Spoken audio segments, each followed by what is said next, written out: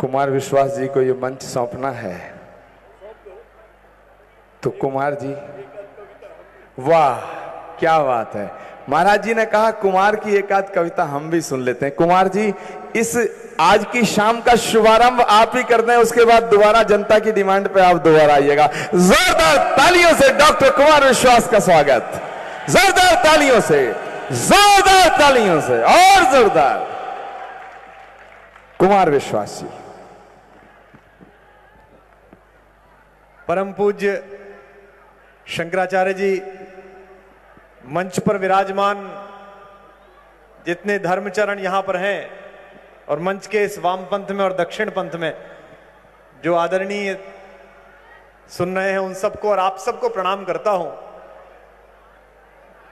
आदरणीय शंकराचार्य जी ने आशीर्वाद दिया और आदेशित किया, और मैं सनातन धर्म की उस परंपरा से आता हूं जहां किसी सनातनी हिंदू से किसी कार्य के लिए और विशेष रूप से कर्तव्य के लिए पूज्य शंकराचार्य जी के आदेश की आवश्यकता नहीं है, उनकी इच्छा ही अपने आप में पर्याप्त है। अगर वो किसी से इच्छा व्यक्त कर दें तो भी उसे वही करना है। तो मैं उस क्रम में हूं।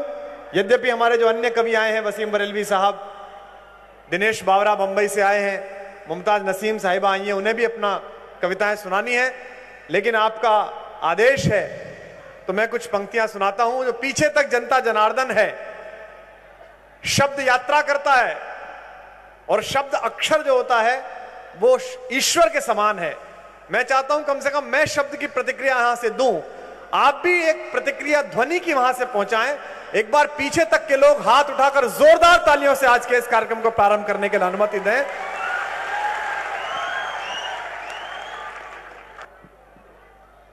कि किसी के दिल की मायूसी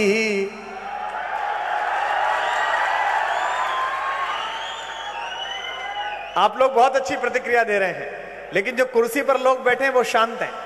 मैं जानता हूं कुर्सी पर बैठने के बाद अकल थोड़ी कम हो जाती है, लेकिन फिर भी आप कोशिश करिएगा थोड़ी। कि किसी के दिल की मायूसी जहां से हो के गुजरी है। देखिए, मैं तो धर्मशास्त्र इतना पढ़ा नहीं, मेरा इतना सौभाग्य नहीं रहा मैं गुरुचरणों में बैठ सकूं, लेकिन या निशा सर्वभूतानाम तस्याम जागृति संयमी, ये मैंने भी पढ़ा है। इस उपनिषद पंक्ति का अनुवाद कविता कैसे कर सकती है हिंदी की, मैं सभी पूज्य चरणों को समर्पित करना चाहता हूं। कि किसी के दिल की मायूसी जहां से हो के गुजरी है, हमारी सारी चालाकी वहीं पर खो के गुजरी है। तुम्हारी और मेरी रात में बस फर्क इतना है। यही उपनिषद में पढ़ता हूं और यही सामने पढ़ता हूं, आपकी तालियां अगली पंक्ति पर लहर जाएं। तुम्हारी और मेरी रात में बस फर्क इतना है, तुम्हारी सो के गुजरी है, हमारी रो के गुजरी है। तुम्हारी सो के गुजरी है, हमारी रो के गुजरी है। और पंक्तियां सुनाता हूं कि मेरा जो भी तजुर्बा है तुम्हें बतला रहा हूं मैं। आप सब जिस प्राणवंतता के साथ कविता को सुन रहे हैं, ये बीच में थोड़े जो हमारे पत्रकार मित्र हैं, अगर ये भी थोड़ी जगह दे देंगे विशेष रूप से जनता को देखने के लिए। आप लोग भी, मैं आपकी जिम्मेदारियां समझता हूं, लेकिन आप भी जनता का दर्द समझे, एक साथ इकट्ठे हो जाएं ताकि वो लोग देख सकें। देखिए, कार्यक्रम कैसा भी हो, देश को तभी पता चलेगा जब ये छापेंगे, और ये प्रसन्न रहेंगे तो ये छापेंगे, खूब जमा कवियों का रंग, रात भर उठा आनंद। और अगर ये प्रसन्न नहीं हुए तो ये लिखेंगे, रंग रहा फीका न जम पाए कवि, क्योंकि लश्कर भी तुम्हारा है, सरदार तुम्हारा है, तुम झूठ को सच लिख दो, अखबार तुम्हारा है। तब पंक्तियां पढ़ रहा हूं, सुनेगा, निवेदन करता हूं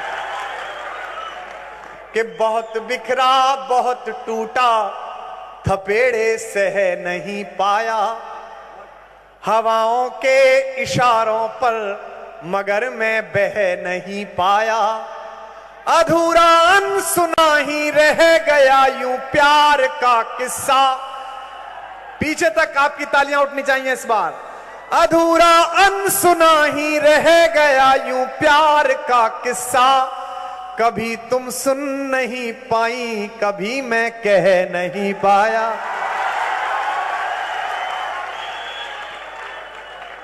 अब जरा मुझे बताइएगा कि आप कविता सुन रहे हैं कि मेरा प्रतिमान आंसू में भिगो कर गढ़ लिया होता, वह करो। वो योग वाले बाबा कहते हैं ना, करने से होता है। अब ये हमारे कवि स्वामी जी गंभीर हो गए, आचार्य जी। एक कवि दिनेश बावरा आया है, ये मुझसे बोला कि स्वामी रामदेव जी ने कहा था 4 लाख करोड़ काला धन आएगा, आया क्यों नहीं? 400 लाख करोड़ रुपए। मैंने कहा स्वामी जी ने ये कहते समय आंख भी तो मारी थी, तो गंभीरता से ले गया, बता।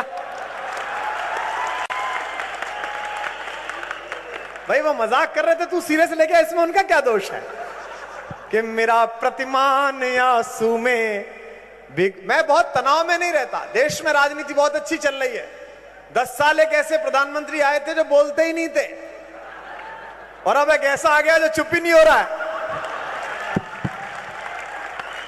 कि मेरा प्रतिमान आंसू में भिगो, लेकिन व्यापारी आदमी है प्रधानमंत्री। उन्होंने कहा मैं गुजराती हूं, व्यापारी। बिल्कुल ठीक कहा। इतने दिन धर्म दर्शन पढ़ा इन साधु संतों ने, लेकिन व्यापार प्रधानमंत्री नहीं करा। 200 रुपए की गीता लेकर 1 लाख करोड़ रुपए लिया है जापान से कहते धंधा। आप लोग बच के रहना, वरना पता चला एक साधु देके 1 लाख करोड़ दिया है कहीं ना कहीं। कि मेरा प्रतिमान आंसू में भिगो कर गढ़ लिया होता। आपकी वाह मिले सबकी। अकिंचन पांव तब आगे, टाइमिंग के साथ, जहां चाहिए वहीं। हाँ, टाइमिंग ठीक होनी चाहिए, वरना हमारी क्या खराब थी अमेठी में? टाइमिंग ही तो खराब थी, और क्या था? बाकी सब ठीक ही था। कि मेरा प्रतिमान आंसू में भिगो कर गढ़ लिया होता, अकिंचन पांव तब आगे तुम्हारा बढ़ लिया होता। मेरी आंखों में भी अंकित समर्पण की ऋचाएं थी। आप सबका आशीर्वाद मिले और श्री चरणों का मुझे आशीर्वाद प्राप्त हो, आप सबका साधुवाद मिले। मेरी आंखों में भी अंकित समर्पण की ऋचाएं थी, उन्हें कुछ अर्थ मिल जाता जो तुमने पढ़ लिया होता। उन्हें कुछ अर्थ मिल जाता जो तुमने पढ़ लिया होता। और कुछ पंक्तियां ऐसी हैं जिन्हें मैं ना सुनाऊं तो ना मुझे मोक्ष की प्राप्ति होती है, ना आपको कैवल्य मिलता है। वो मैं सुना देता हूं, आपको आनंद आ ही जाएगा। कि कोई दीवाना कहता है, छोटा बच्चा भी है, कोई पत्थर की मूरत है। दाद उठे आपकी।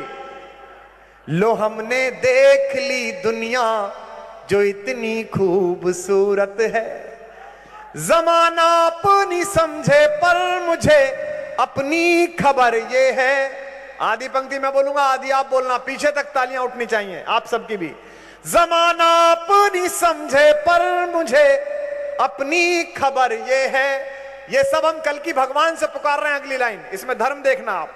जमाना अपनी समझे पर मुझे अपनी खबर ये है, तुझे मेरी जरूरत है, मुझे तेरी जरूरत।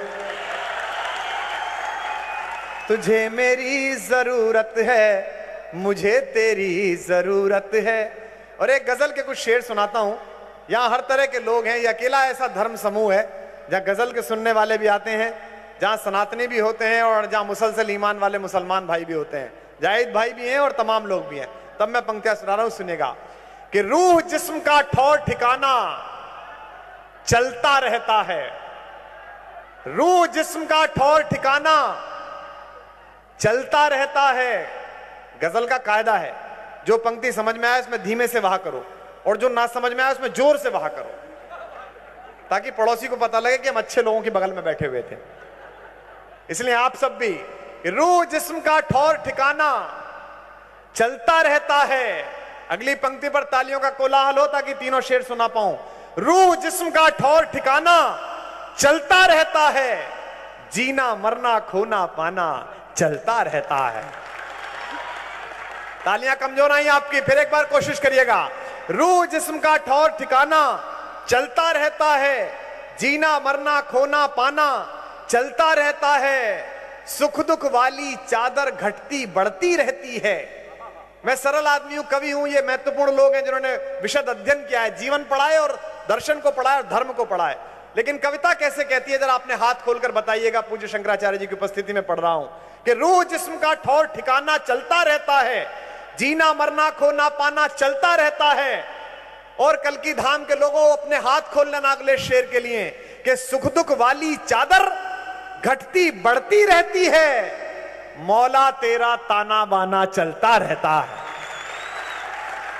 मौला तेरा ताना बाना चलता रहता है, रूह जिस्म का ठौर ठिकाना चलता रहता है। और जवान लड़के यहां पर आए हैं, इश्क करो तो जीते जी मर जाना पड़ता है। तुमने चेहरे से किया है, इन्होंने ईश्वर से किया है, इसीलिए ये भगवा धारण करते समय अपना पिंडदान स्वयं कर देते हैं। चाहे मोहब्बत भगवान से हो चाहे किसी इंसान से हो। शेर पढ़ रहा हूं कि इश्क करो तो जीते जी मर जाना पड़ता है। और फिर तालियों की गड़गड़ाहट सुनना चाहता हूं। इश्क करो तो जीते जी मर जाना पड़ता है, मरकर भी लेकिन जुर्माना चलता रहता है। बहुत बहुत धन्यवाद, बहुत बहुत आभार। बाकी कवियों का आमंत्रित करते हैं। कुमार विश्वास, जोरदार तालियों से शंकराचार्य जी उनको अपना शॉल और मैं चाहूंगा पवित्र गंगा जली कर कमलों से उन्हें भेंट की जाए, क्योंकि बहुत ही संस्कारवान परिवार के बच्चे हैं। और जोरदार, बहुत ही जोरदार तालियों से कुमार विश्वास का स्वागत। और धन्य है वो मां जिसकी कोख से कुमार विश्वास का जन्म हुआ, और धन्य है वो पिता जिसने संस्कार दिए, और धन्य है वो मित्र जिनकी मित्रता कुमार विश्वास है, और धन्य है ये हमारा आज तमाम पंडाल जिसमें कुमार विश्वास ने बड़े खुले दिल से अपनी बात को रखा है। जोरदार तालियों से स्वागत। इस मंच पर पदार्पण हो रहा है मुमताज नसीम साहिबा का, जरा जोरदार मोहतरमा का खैर मकदम कीजिएगा। नीली साड़ी में बिल्कुल ऐसे आ रही हैं जैसे चांदनी धरती पे उतर आई हो। ऐसी देवी का स्वागत सरस्वती के रूप में, लक्ष्मी के रूप में, शक्ति के रूप में हम लोग, हमारी संस्कृति है। बेटी के रूप में, बहन के रूप में, मां के रूप में, पत्नी के रूप में, प्रेमिका के रूप में, सब नारी ही तो है। समझ नहीं आता नारी ही की सारी है कि सारी ही की नारी है, नारी बीच सारी है कि सारी बीच नारी है। जोरदार तालियां दी।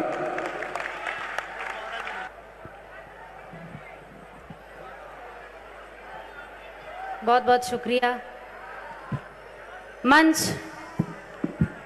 बहुत खूबसूरत, बहुत जिम्मेदार। बहुत प्रणाम करती हूँ, सलाम करती हूँ मंच को, और आप सभी श्रोताओं को भी प्रणाम करती हूँ, सलाम करती हूँ। अपनी बात आप खुद को बीमार कर लिया हमने, आज इकरार कर लिया हमने, खुद को बीमार कर लिया हमने। अब तो लगता है जान जाएगी तुमसे जो प्यार कर लिया हमने। अब तो लगता है जान जाएगी तुमसे जो प्यार कर लिया हमने। और एक मतला मेरा जी चाहता है कि आप तक पहुंचाऊं। आप लोग अच्छी कविता पर अच्छी तालियां बजाते हैं, ये मुझे महसूस हो चुका है। अभी एक मतले पर बहुत जिक्र हो रहा था कुमार जी से, मैं वही मतला फिर से पढ़ती हूँ यहाँ पर, क्योंकि मुझे बहुत पसंद है वो। कर तुलूं एतराफ़े मोहब्बत तुम फसाना बना तो न दोगे। कर तुलूं एतराफ़े मोहब्बत तुम फसाना बना तो न दोगे। मैं तुम्हें खत तो लिख दूं मगर तुम दोस्तों को दिखा तो न दोगे। मैं तुम्हें खत तो लिख दूं मगर तुम।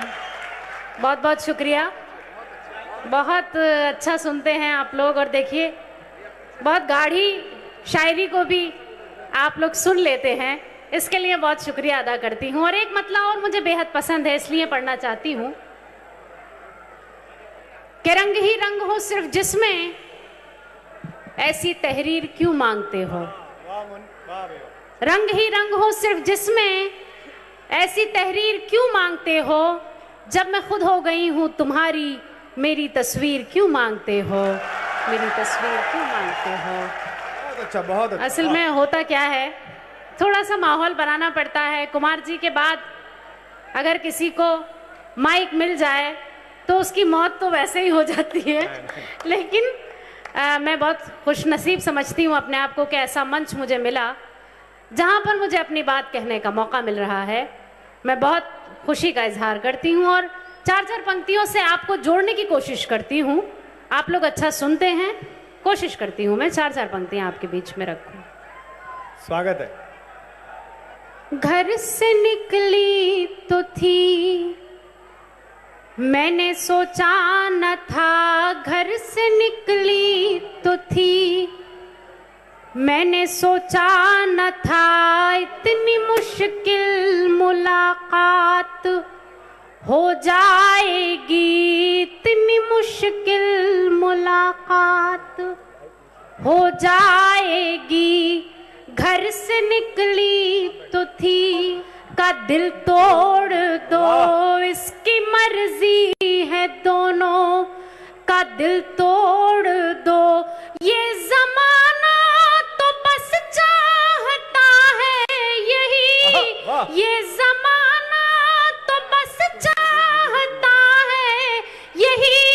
मैं तुम्हें छोड़ दूं, तुम मुझे छोड़ दो, वाह वाह वाह वाह, मुझे छोड़ दो, मैं तुम्हें छोड़ दूं, तुम मुझे छोड़ दो। और चार मिसरे आपकी खिदमत में हाजिर करती हूँ। मंच का खास तौर पर ध्यान इसलिए चाहती हूँ, हाजिर करती हूँ। बेवफा अब तो आजा खुदा के लिए, बेवफा अब तो आजा खुदा के लिए। उम्र भी अपनी पलकें झपकने लगी, उम्र भी अपनी पलकें झपकने लगी। मेरे सोने से बालों में तेरे बिना, मेरे सोने से बालों में तेरे बिना, थोड़ी थोड़ी सी चांदी चमकने लगी, थोड़ी थोड़ी सी चांदी चमकने लगी, थोड़ी थोड़ी सी चांदी चमकने लगी। बहुत बहुत शुक्रिया। एक बार जोरदार तालियां। मैं चाहूंगा मुमताज शंकराचार्य जी के हाथों से गंगाजली पवित्र भेंट की जाए। ये बड़ा मुकद्दस मौका है, बहुत पवित्र ये पल है, बहुत ही ऐसा अवसर है कि जब हमारे जगत गुरु शंकराचार्य जी अपने एक बेटी को गंगाजली दे रहे हैं। मुमताज के हाथों में गंगाजली वो अपने घर रखेंगी। मैं चाहता हूं शंकराचार्य जी, और आप जोरदार तालियों से इस गंगा जमनी तहजीब की इस रवायत को कैद करें अपनी आंखों में। अरे जोरदार ताली बजा दो।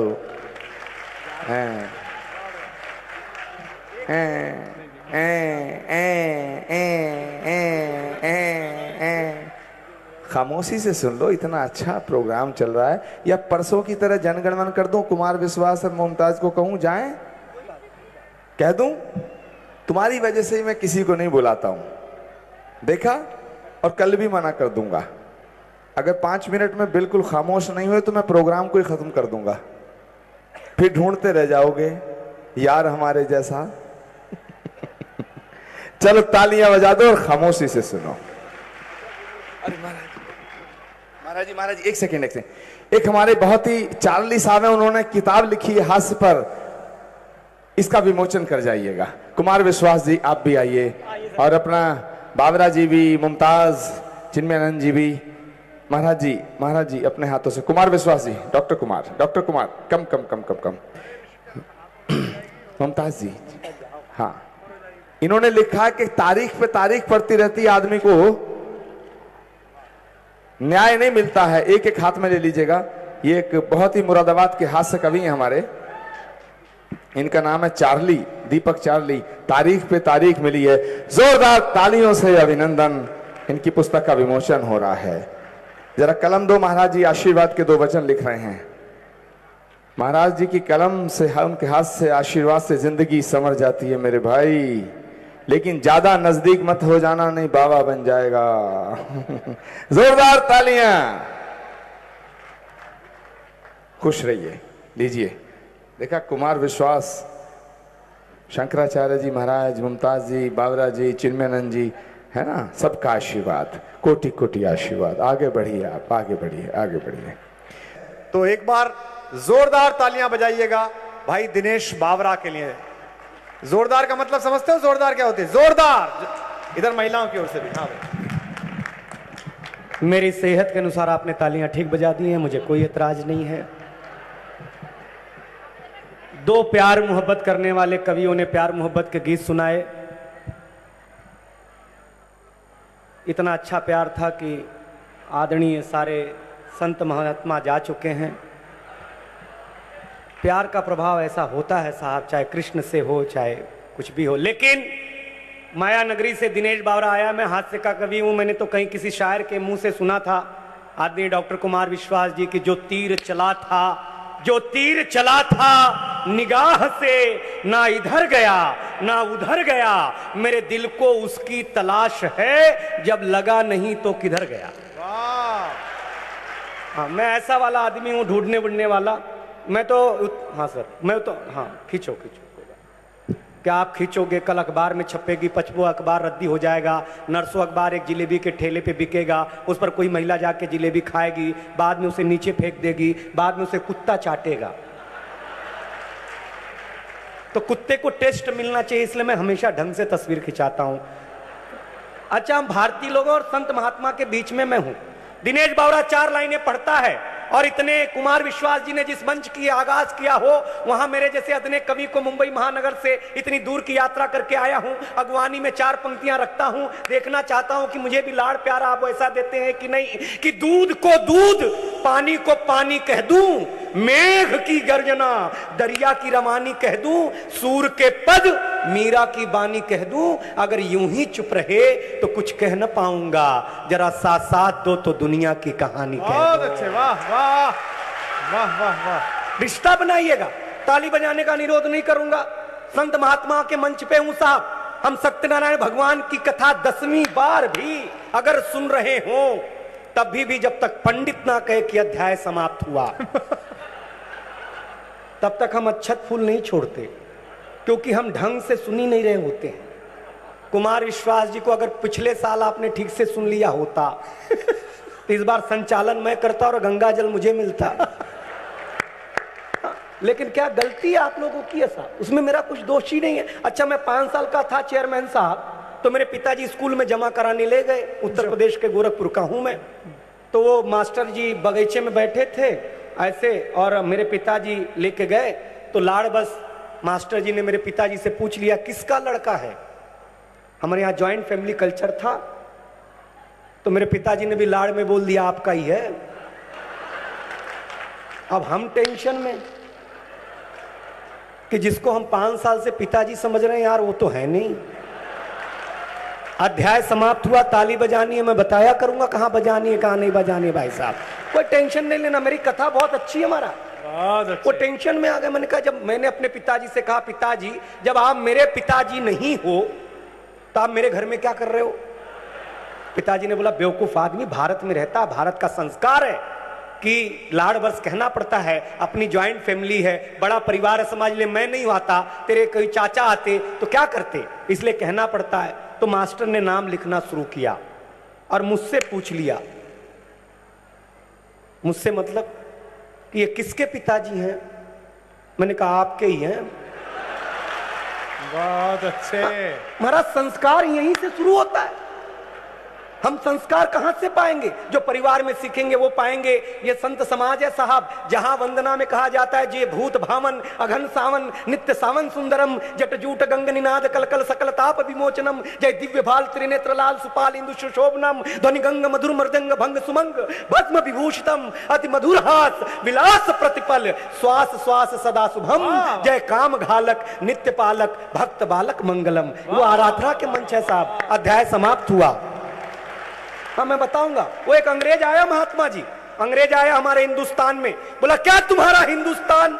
हमने कहा, ये देख तुलसी माता, अब ये मिनिस्टर है। तो बोले, हाँ तुम्हारे यहाँ पेड़ पौधे माता होते हैं? मैंने कहा हाँ। बोले, क्यों होते हैं? मेरा जवाब, कल की भगवान को मानने वाले संतों को लग जाए तो जरा आशीर्वाद इस नादान बालक को देना, क्योंकि तुलसी बाबा ने लिखा कि क्षमा बड़न को चाहिए, छोटन को उत्पात। मैं उत्पात करने का प्रयास करता हूं साहब। मैंने कहा क्यों मानते हो इनको माता? मैंने कहा मेरी माँ अगर मुझे कोख से जन्म देती है तो ये पेड़ पौधे अगर ऑक्सीजन देना बंद कर दे तो मेरी मृत्यु वहीं हो जाए, इसलिए हम इन्हें भगवान मानते हैं, माता मानते हैं, पिता मानते हैं साहब। आदमी सर आ गए हैं, मैं सुनाने की कोशिश, भगवान मानते हैं तो अंग्रेज तो क्या समझे माता होता। उसने तुलसी माता के पेड़ को उखाड़ा और पत्ते पत्ते अलग कर दिए, बोले ये तेरी माता। अब मेरा अंदर से भारतीयपन जगा, मैं उसको एक खुजली के पेड़ के पास ले गया। मैंने कहा पिताजी से मिलो। उसने पिताजी को उखाड़ा महाराज, इतनी खुजली हुई उसको, इतनी खुजली हुई।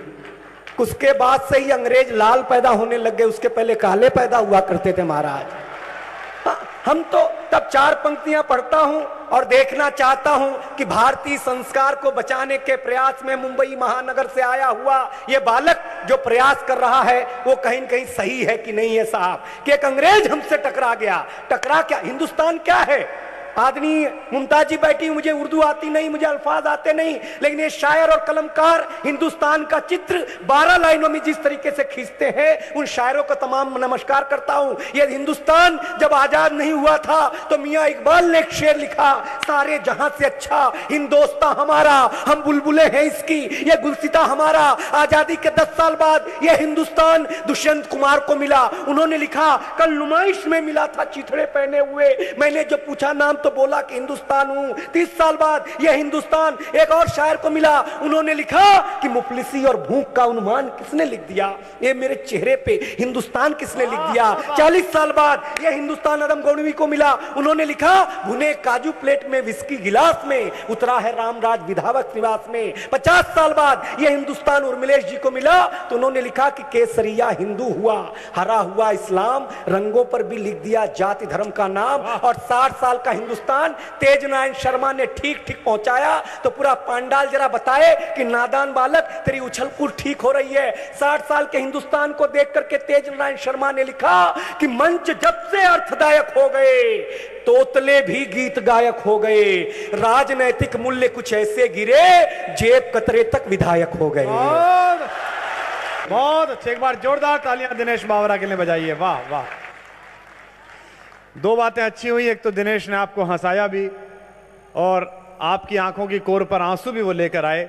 जैसा पूज्य शंकराचार्य जी ने कहा, दुनिया की पहली कविता जब निकली तब महर्षि वाल्मीकि गंगा स्नान करके बाहर निकले और उन्होंने पेड़ पर देखा कि एक क्रौंच पक्षी का जोड़ा प्रेम कर रहा है। उसमें नर क्रौंच का वध कर दिया एक शिकारी ने अपने तीर से, तो उसका विलाप जो वो मादा क्रौंच पक्षी जो करने लगा, उसको देखकर वो जो शोक था वो श्लोक में परिवर्तित हुआ। तो कविता की भी यही यात्रा है कि वो आपके ठहाकों के साथ अंततः आंसू तक पहुंचे, इसके लिए बहुत बहुत आभारी हैं। एक अच्छी बात यह भी हुई कि आप थोड़े शांत हुए और हमको भी लगा कि सुनाने लायक स्थिति है, अन्यथा शुरू में तो चल ही नहीं रहता, पता नहीं लगता मैं मेले में पहुंच गया हूं, कहां पहुंच गया हूं। इतनी जनता पीछे तक, इतनी भीड़ यहां तक पहुंच गई। मैं ये भी सोचता हूं आचार्य जी, अमेठी में भी मैं ये सोचता था इतने सुनने आए, वोट कम ने दी, और यहीं मैं देख रहा हूं ये 1 लाख आ गए, वोट ही दे तो ही काम चल जाता। इसका मतलब ये कहना चाहते हैं कि भाई देश को अभी नहीं चलाने दो, थोड़ा और लुटा ले। लेकिन मैं आप सबको बधाई देता हूं कि आप सबके अकाउंट में 15-15 लाख रुपए आ गए हैं। अब आप सब अपनी अपनी खरीदारी तय कर लें कि क्या क्या करना है। प्रधानमंत्री ने कहा ही था कि मिल जाएंगे, भाई मेरे वाले तो मिल गए हैं, अब तुम अपने चेक कर लेना कि हैं कि नहीं है। ये मुझसे बोला कि भाई साहब मैंने अपना चेक करा था, मेरे तो आए नहीं। मैंने कहा आए तो मेरे भी नहीं, पर खुश होने में क्या दिक्कत है बा? भाई देश भी तो ऐसे ही खुश हो रहा है कि पिछली चली गई, नई सरकार आ गई, अच्छा हो जाएगा। मैं आपको बहुत अच्छा मुमताज जी आपने सुनाया, लेकिन ये क्या है कि ये कल की पीठ जो है मेरे लिए घर जैसा है। अन्यथा ऐसा होता है किसी भी कवि सम्मेलन में, आप जानते हैं कि एक बार अगर कोई पढ़ दे तो फिर मैं उससे निवेदन भी नहीं करता हूं, और ये भी कहीं संभव नहीं है कोई मुझसे पहले नंबर पर पढ़वा ले, ये भी यही आचार्य जी से संभव है। तो इसलिए अच्छा ये क्या है कि ये अभी तो संत हैं, ये जिस परंपरा से आए अभी तो सम्मान से करवा रहे हैं, वरना वैसे भी करवा सकते थे। ये हमारे क्षेत्र में एक विशेष जाति है, हम ब्राह्मणों की एक विशेष प्रजाति है त्यागी, ये उस परंपरा से आए। कोई मुझसे पूछ रहा था जी त्यागी कौन होते हैं, मैंने कहा जैसे बाकी जातियों में सरदार होते हैं ऐसे ब्राह्मणों में होते हैं ये जब से मैं आया हूं, जब से मैं इसे दिल्ली से लेके आया आचार्य जी, मैंने इसको रास्ते में बताया। मैंने कहा देखो ये डासना है, यहाँ 5 आदमी मर गए थे, ये मसूरी है, यहाँ 6 आदमी जिंदा कत्ल कर दिए गए थे, ये पिलखवा है, यहाँ अभी एक बहू ने अपने ससुर को इतना मारा कि सड़क पे मर गया।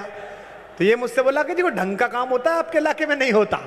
मैंने कहा नहीं, मैं तुझे चेतावनी में ले जा रहा हूं कि ठीक से रहियो, सम्मान करते हैं, वरना हम ये भी कर लेते हैं काम इलाका। अरे क्या ये हमारे मैनेजर से बोला, बोले जी पैसा कितना मिलेगा। मैंने कहा इसकी चिंता मत कर, मिलेगा कितना ये सोच के घर तक जाएगा वापस कैसे उतने में, क्योंकि अभी जो हम देंगे ये तो हमारा सम्मान है, पर रास्ते में जो हम हसनपुर में लूटेंगे वो हमारा काम है, वो हमारा पैतृक कार्यक्रम है जिसमें हमारा काम चलता है। इसलिए उत्तर प्रदेश के लोगों इस पर लज्जित मत हो कि तुम ऐसे क्यों हो, इसीलिए तो तुम ऐसे हो कि इतना बड़ा पराक्रम है। भगवान किसी की जन्म कुंडली में बड़ा काम करता है तो यूपी में पैदा होता है आदमी। अब भगवान खुद यूपी में आ रहे हैं कि नहीं आ रहे हैं? भाई भगवान ने क्यों नहीं सोची गुजरात में पैदा होऊंगा, बोले कल की पीठ पे पैदा होऊंगा, आगे आप सोचिए। सारे भगवान यही आते। देखो भगवान कृष्ण को जब प्रेम करना था तो उत्तर प्रदेश में आए, जब राज्य करना था तो द्वारिका गुजरात में गए, और जब लठ बजाना था कुरुक्षेत्र में तो हरियाणा में पहुंच गए भाई, क्योंकि सबको पता है कि ये इलाके कैसे हैं। हरियाणा देखिए आप, अजब जगह है।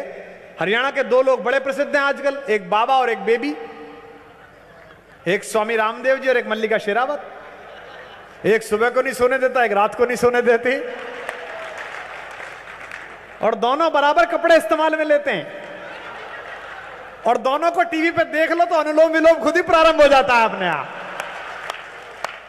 ये जो उत्तर प्रदेश है इसकी मस्ती में रही। मैं तो भाई पिलख में मैं पैदा हुआ, पूरी दुनिया में गया। अब ये मुझसे कहने लगा, बोले साहब हमारे मुंबई में राज ठाकरे की इतनी गुंडागर्दी चलती है, हारने के बाद भी हर आदमी उसकी इच्छा के अनुसार चलता है। मैंने कहा इच्छा, मैं तुझे दिखाता हूं। अब हमने गढ़मुक्तेश्वर पे खड़े होकर चाट खाई तो एक बंगाली परिवार आया, उसने गाड़ी रोकी। एक पंजाबी परिवार आया तो बंगाली बोला कि तो भालो नदी बहता है, कितना सुंदर नदी बहता है। तो पंजाबी बोला किन्नी सोहनी नदी बहती है। तो वो बंगाली बोला नहीं नदी बहता है। तो पंजाबी बोला नहीं नहीं नदी बहती है, बहती है। मैं भी खड़ा था। बोले जी आप कहां के हो? मैंने कहा यहीं के। बोला ये बहती है कि बहता है? मैंने कहा ना ये बहती ना बहता, ही तो बहवे है।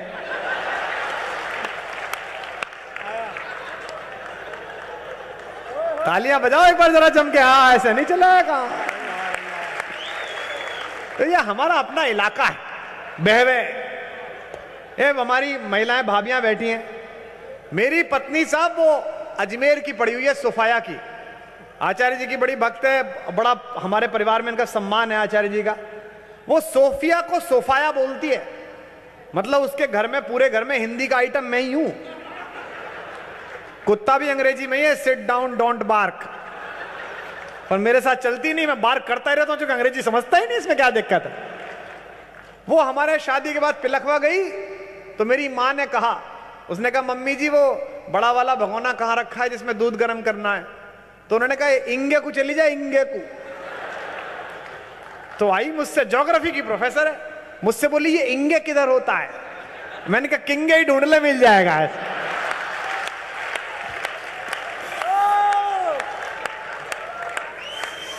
सो ये हमारा इलाका है, ये हमारा वेस्टर्न यूपी है, ये इसकी मजे हैं। अब ये लोग क्या जाने। बोला जी हमारे यहाँ आदमी राज ठाकरे चलते हैं। भाई मैंने कहा हमारे नदी नाले चलते हैं। मैंने राजस्थान में नौकरी की 1993 में। मैं राजस्थान में असिस्टेंट डायरेक्टर था हायर एजुकेशन में। तो मेरा डायरेक्टर बड़ा खूंखार था, मुझसे बोला तुम जानते नहीं हो मैं कौन हूं? तो मैंने मनी मन कही कि भाई तुझे पता नहीं मैं आया कहां से हूं। एक दिन वहां राजस्थान पत्रिका में खबर छपी पिलखवे की। पिलखवे के पास में गांव है खेड़ा, उसमें लिखा हुआ था खेल खेल में घरवाली को कट्टे से गोली मारी। खबर में लिखा था कि नवविवाहित लड़का शादी की पहली रात अपनी पत्नी को कट्टा दिखा रहा था, गोली चल गई, दुल्हन मर गई। मैंने वो कटिंग काटी और जब प्रिंसिपल नहीं था उसके शीशे के नीचे लगाई आया। प्रिंसिपल ने पढ़ी तो उसने, सही किस्सा सुना रहा हूं, उसने चपरासी से कहा ये कौन लगा गया? बोले जी वो हिंदी वाले आए थे प्रोफेसर साहब कुमार विश्वास जी, वो लगा गए। उसने मुझे बुलाया, बोले ये क्या है? मैंने कहा सर मैं ये बताना चाहता हूं जब हम प्यार करते हैं तो ऐसे करते हैं, मतलब और मैंने कहा इसमें सूचना यह भी है कि मैं आपसे भी बहुत प्यार करने लगा हूं। उस दिन के बाद से वो ठीक हो गया, उसने कहा ये तू ऐसा ही रहे मामले को। तो ये बहुत आनंदित किया इसने। अब ये कमजोर आदमी है, मुंबई में रह के जिंदा है, यही बहुत बड़ी बात है। एक वो राज ठाकरे, उद्धव ठाकरे, वो 3-4 ठाकरे, अच्छा वो उत्तर भारतीयों को मारते पीटते हैं, लेकिन वो जितना ज्ञान है वो घर बैठ के ही देते हैं। मैंने कई बार उद्धव ठाकरे जी से कहा, मैंने कहा जी कभी आप संभल आओ, आपका सम्मान कराएंगे हम। आया, मैंने कहा आपके बड़े चाहने वाले हैं, एक बार आओ तो सही। बोले नहीं हम यहीं बैठ के करेंगे। मैंने कहा एक बार वहां आप आओ तो वो लोग बताएंगे कि वो बैठ के क्या कर सकते हैं आपका, लेकिन वो अपना वहीं करते रहते। राहत इंदौरी का शेर है कि दिखाओ चाबुक सलाम करते हैं। ये जो बहकाने वाले हैं एक दूसरे को, देखिए कल की पीठ के मंच पर बैठी हुई है मुमताज नसीम। मैं कहता हूं कि दिखाओ चाबुक, राहत भाई की अनुपस्थिति में तालियां उन तक पहुंचाना कि दिखाओ चाबुक सलाम करते हैं। ये वो शेर हैं जो सर्कस में काम करते हैं, ये वो शेर हैं जो सर्कस में काम करते हैं। मैं अब चाह रहा हूं जिस संजीदगी से आपने सुनना शुरू किया है, इस मौके का लाभ उठाया जाए। और ये हमारे इलाके में अवसर का लाभ उठाना बहुत महत्वपूर्ण है। एक भोला सा लड़का हमारे इलाके में, उसका ब्याह हुआ, उजानी का कहीं रहा होगा, सीधा साधा सा लड़का। वो दोपहरी के दिन आया घर में, जाड़ों का दिन था, दलान में खाट बिछा के लेटा, तो चंचल सी लड़की थी जिससे शादी हुई थी, वो आके उसकी बगल में बैठ गई और बगल में उसने बात नहीं करी तो उसने हल्का सा ढस्सा मारा उसे, बोला थोड़ा परे को हो जाओ। तो बेचारा शर्मा के थोड़ा परे हो गया।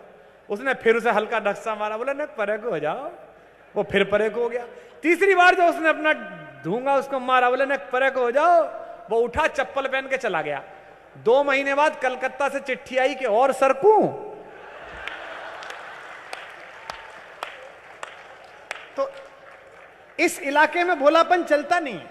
भोले लोग यहां तो पैदा ही, तू कह रहा बाप पैदा होते हैं, दादा पैदा होते हैं। यहां एक बच्चा घर में पहुंचा आधी छुट्टी लेके, पूछी दादा ने कि भाई कैसे आ गया, बोले जी भाग गया है स्कूल से बहाना बना के। तो दादा ने कहा बेटा ऐसे नहीं करना चाहिए, बैठा रहा। थोड़ी देर बाद दादा बोला अबे छुप जा, तेरी प्रिंसिपल आ रही है। तो पोता बोला मैं क्यों छुपूं, तुम छुपो, तुम्हारी मरने की क्या कहते, छुट्टी लेके आया हूं। यहां तो बच्चे भी दादा पैदा होते हैं बेटा, जहां तू आया है। इसलिए मैं चाहता हूं कि 3 शेर मैं आपको सुनाऊंगा, एक एक शेर पर आपकी तालियां जो मिलेंगी उससे मैं तय करूंगा कि मुमताज जी को कितनी देर पढ़वाना है। पहला शेर सुनिए। मैं आया तो हमारे पत्रकार मित्र बैठे हैं। एक पत्रकार मित्र ने मुझे कहा देखिए साहब जैसे नई सरकार आई है और कीमत एकदम कम हो गई है, लोगों के घरों में खुशहाली आ गई है, जिंदगी में अमन चैन आ गया, आपका क्या कहना है। मैंने कहा मेरा क्या कहना, तुम ही कह रहे हो, इसमें मेरा क्या कहना है, कि सवाल थोड़ी है। मैंने कहा मैं अपने ड्राइवर से पूछता हूं तो वो कहता है कि ऐसी स्थिति नहीं है, चीनी महंगी हो गई है, मेरे लिए तो बहुत मुश्किल है, दूध महंगा हो गया है। ये सब जो यहां लोग बैठे हैं जो इस बात की चिंता करते हैं कि रोडवेज में कितने का टिकट मिलेगा, कितने का नहीं मिलेगा, ये उत्तर प्रदेश पुलिस के जवान जिनके बारे में हम कुछ भी टिप्पणी करते हैं, मंगल ग्रह से नहीं आए, ये हमारे बीच के लोग हैं।